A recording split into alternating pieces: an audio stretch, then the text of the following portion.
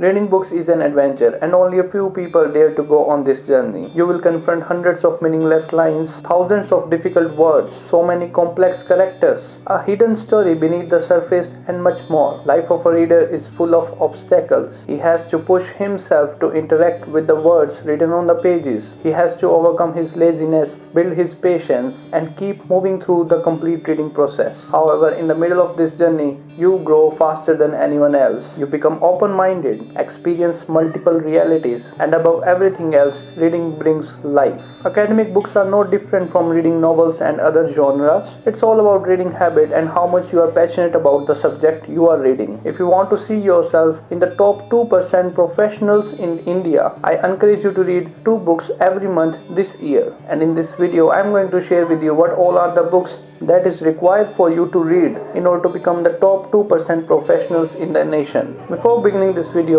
if you want me to help you crack any examination in English literature, then don't forget to join my personal training program, where I personally help you to develop all the required skills and knowledge to crack any examination in English literature. Check the link in the description below to know more about this personal training program. And now, without any further delay, let's begin this topic. Show me a teacher of English literature and I will tell you from where this English teacher is preparing his lectures from. In fact, I am not at all interested in the teachers. I am interested in the books from where these teachers have created all the lectures. If you want to compete your teacher and beat all these literature experts, read these books and I will guarantee you, you will be the top professionals in English literature within a few years. However, before listing down all these books, I want to warn you that all these books are going to consume a lot of your time. It may perhaps take a couple of years, and it may take another couple of years to digest all the information written in these books. The good news is you can become an expert after reading all these books in detail, but the bad news is you will not see an instant result after reading all these books. English literature is a never-ending process, and it takes time for your brain to make connections in between one concept and another. So it requires patience, and I do not suggest you to read all these books if you are preparing for your UGC NET examination. In order to crack UGC NET examination, a whole new strategy is required. I now leave it on you. It's your call. You do whatever you want to do with this list. Watch this video till the end and you will never have to go anywhere searching this query. I have personally read all these books and so many questions have been asked from these books in the previous year paper. So I leave it on you that whether you are going to read all these books or you are going to read some books. It all depends on you. So now, without any further delay, let's pick our first book. The very first book I read was William J. Long. It took me 2 months to complete reading this book, and it took me another 2 months to complete writing the notes on this book. The book is 600 pages long and will give you an overview of all the important writers in British history. It is a great book to have an overview of all the important writers, but for the in-depth study for the writers and their important works, you have to refer external sources. The second book which I have read is The Routledge History of English Literature. The book is recommended by my friend, and again it covers all the important authors and writers from British history. I found the language of this book easier than William J. Long. It feels as if you are reading a novel. However, the price of this book is quite higher as compared to the book William J. Long, but the language is so much easy that you are going to cover this book in a less amount of time than you are going to spend the time on William J. Long. I went through this whole book within a couple of weeks. It's another good book to build your basics, and for in-depth study of important writers and their important works, you have to refer an external source. Another book on British literature is An Outline of English Literature by William Hudson. This book is comparatively small as compared to the books that I have just mentioned. Again, this book will help you to get an outline of the British history. I read this book during my travel to my friend's marriage in Chennai. You too can follow the same. Buy this book, and whenever you go for a traveling, read the complete book. Skim through these pages and it will help you to develop connections between different areas of British literature. Though there are many books that have been written on British history, for example David Duchess, Edward Albert, so on and so forth, I myself have not read these books. I started reading Edward Albert, and this author has explained the Anglo-Saxon age in so much depth that I never went beyond the Anglo-Saxon age. Well, now this book is eating dust in my bookshelf. I hope someday I will get up again and give this book a chance one more time. But for now, I am really not looking forward to read this book, Edward Albert. So let's move on to our another title, that is Glossary of Literary Terms by M.H. Abraham. This is a must-have book that will help you to come one step closer to realizing your dream of cracking NET examination. The book is pure informational and you might get bored between the pages. languages. Keep it by your side while studying English literature. Time to time, open this book to learn new terms. Even if you read 2-3 terms every day, you will be having the knowledge of 500 plus literary terms within a few months. Another book that I read while preparing for my NET examination is Beginning Theory by Peter Barry. The language of this book is easy, but no doubt literary theory as a subject itself is a complex one. This book, Beginning Theory, forces you to do critical thinking. If you don't use your learning instincts, don't read this book. But if you really want to understand literary theory in depth, check the link to this book in the description below. Order this book right now. Let's talk about our another book that is from Indian English literature. The title of this book is A History of Indian English Literature by M.K. Nayak. It's a good book if you want to prepare your subjects like Indian English literature or English education in India. I think it is the only best book that is available in the country. Order it right now. I'm sure it will be worth of your money. I have given a direct link to this book in the description below. With this, let's talk about another interesting book which only a few students know about. This book is on post-colonial literature, and I have seen the best English teachers in the country making notes from this book. I too have referred this book many times. The book is from the famous academician Mr. Pramod K. Nair. The title of this book is Post-Colonial Literature: An Introduction. It will consume a lot of your time, but every page you read will be worth of your time. I have completed reading this 40 to 50%, and I hope I will complete reading this book by the next month. Another book in our list is by the same author, P.K. Nair, and in UGC NET 2020, there was a direct question from this particular book. Sometimes I think that P.K. Nair is the only person who prepared all these question papers. Many questions have been directly put forth from his books. I cannot be sure. Let's talk about it sometimes later in our videos. Coming back, the title of this book is Contemporary Theory and Cultural Studies. The book is similar to the book Beginning Theory by Peter Barry, but the content and research work is entirely different.